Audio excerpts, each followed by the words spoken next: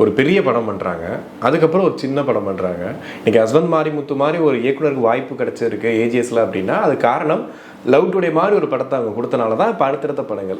ஏஜிஎஸோட move எப்படி sir பார்க்குறீங்க? இல்லை, ஏஜிஎஸ் வந்து நல்ல அழகாக பிஸ்னஸ் நகர்த்தி கொண்டு போகிறாங்க. ஒரு நல்ல பெரிய பேனராக பல விஷயங்களை சக்ஸஸ்ஃபுல்லாக பண்ணிட்டு இருக்காங்க.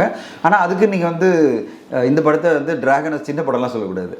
சொல்லலை சார், நான் சொல்கிறது அவங்களே சொல்லியிருக்காங்க 37 லவ் டுடே. அது 5 வருஷம், அது 3 வருஷம் ஆயிடுச்சு. இப்போதைக்கு அவங்க எடுத்தது வந்து ஒரு 35-37 கோடி எடுத்து வச்ச அடிதான அதனுடைய சக்ஸஸுடைய கண்டினியூஷனாக பார்க்கணும். இப்போது நீங்கள் இன்னொன்று பார்க்கணும், பிரதீப் ரங்கனாவுடைய 2வது படம், அஸ்வத் மாரிமுத்தோட 2வது படம் 35 கோடியில் எந்த ப்ரொடியூசர் பண்ணுவார்? கண்டிப்பாக எல்லாரும் பயப்படுவாங்க, நானும் பயப்படுவேன். ஐயோ என்னங்க இவ்வளோ பட்ஜெட் சொல்றீங்க?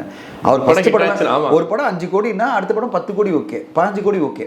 ஆனால் அவங்க ஒரு டீமாக 35 கோடி நோ ப்ராப்ளம் பண்ணுவோம், அந்த நம்பிக்கை வச்சு பண்ணாங்களே, அதுக்கு கிடைச்ச வெற்றியாக தான் நான் பார்க்குறேன். எல்லாருக்குமே அது கிடைக்குமா அப்படின்னா அது நடக்காது. சம்டைம் அது நடந்துடும். அது இந்த படத்துக்கு நடந்திருக்கு, ஏஜிஎஸ்க்கு நடந்துட்டு இருக்கு. வாழ்த்துக்கள். அவங்களுடைய பயணம் வந்து தொடர்ந்து இப்படி வரணும் தான் எதிர்பார்க்குறேன். ஏன்னா அவங்களுக்கு ஒரு சின்ன ஒரு மேஜிக்கலாக நல்ல விஷயங்கள்லாம் ஒர்க் ஆகிட்டு இருக்கு.